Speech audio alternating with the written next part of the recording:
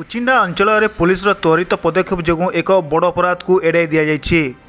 ଶନିବାର ରାତିରେ Kuchinda police patrolling କରୁଥିବା ସମୟରେ ଝୁଲେନପୋଲ ନିକଟରେ 8-9 ଜଣ ବ୍ୟକ୍ତି ଏକାଠି ବସିଥିବା କୌଣସି ସୂତ୍ରରୁ ଖବର ପାଇ କୁଚିଣ୍ଡା ପୁଲିସ ସାଙ୍ଗେ ସାଙ୍ଗେ ଚଢ଼ଉ କରିଥିଲା। ଏଥିରେ କୁଚିଣ୍ଡା ଏନ୍ଏସି 5 ନମ୍ବର ୱାର୍ଡର ରାମଭୋଳା ନାୟକ, ସୁବାସ ମଣ୍ଡି ଗାୟା, ୱାର୍ଡ ନମ୍ବର 4ର ସାଗର ବିର୍ନେଟ ଓ ସୋଏଡାର କାର୍ତ୍ତିକେଶ୍ୱର କୁସୁମ ଓ ସାଗରକୁ ଗିରଫ କରିଥିବା ବେଳେ ଅନ୍ୟମାନେ ଖସିଯାଇଥିବା ସକ୍ଷମ ହୋଇଥିଲେ।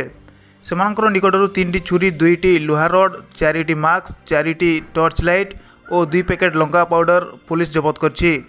ବିଏନ୍ଏସ୍ରେ ମାମଲା ରୁଜୁ କରି ଏହି 4 ଜଣଙ୍କୁ କୋର୍ଟ ଚାଲାଣ କରିଛି କୁଚିଣ୍ଡା ପୁଲିସ।